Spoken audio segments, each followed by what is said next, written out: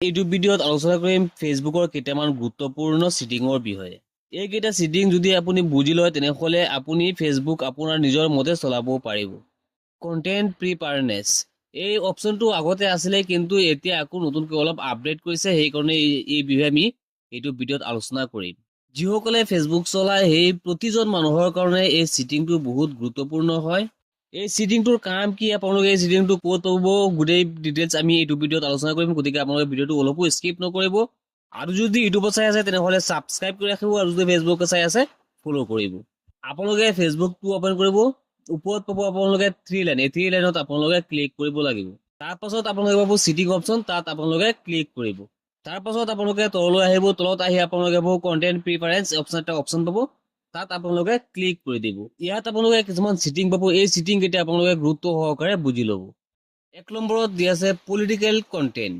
Political যিবিলাক content আছে সেইবিলাক চাব বিচৰা নেকি আপুনি, ইয়াত আপোনালোকে ক্লিক কৰিব।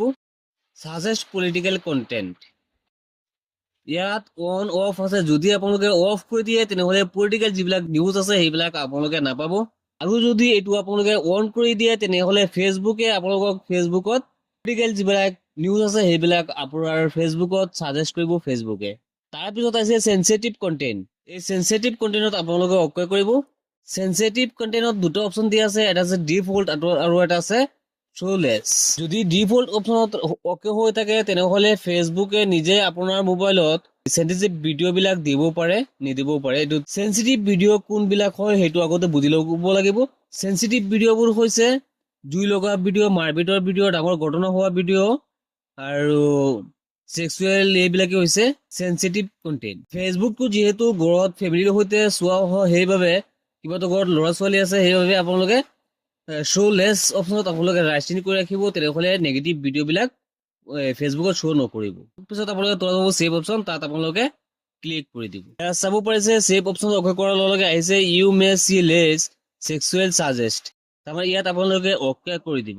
অ'কে কৰি দিয়াৰ লগে লগে নেগেটিভ ভিডিঅ' যিবিলাক আহিব লাগিছিলে সেইবিলাক আৰু আপোনাৰ ফেচবুকত নাহে। এইটো ফেচবুকৰ বাবে এটা গুৰুত্বপূৰ্ণ ছেটিং হয়। তাৰপিছত আহিছে ফেভৰাইট, ইয়াত আপোনালোকে ক্লিক কৰিব।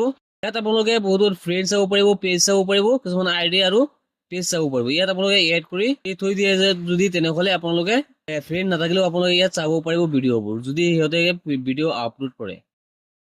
আপোনালোকে ক্লিক কৰি দিব। ইয়াত আপোনালোকে ওপৰত চাব পাৰিছে, ইয়াত উল্লেখ কৰিছে স্ন'জ people page and groups to stop in feed the 30 days। ইয়াত আপোনালোকে যদি এইট স্নুজ কৰি দিয়ে তেনেহ'লে যিজনৰ কৰিব সেইজনৰ ভিডিঅ' আপুনি 30 দিনলৈকে চাব নোৱাৰিব।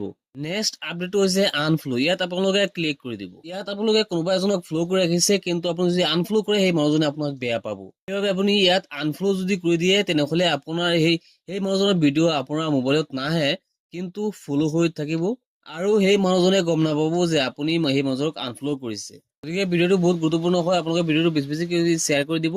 আজি ভিডিঅ'টো এইখিনি আছে, লগ পাব নেক্সট ভিডিঅ'ত।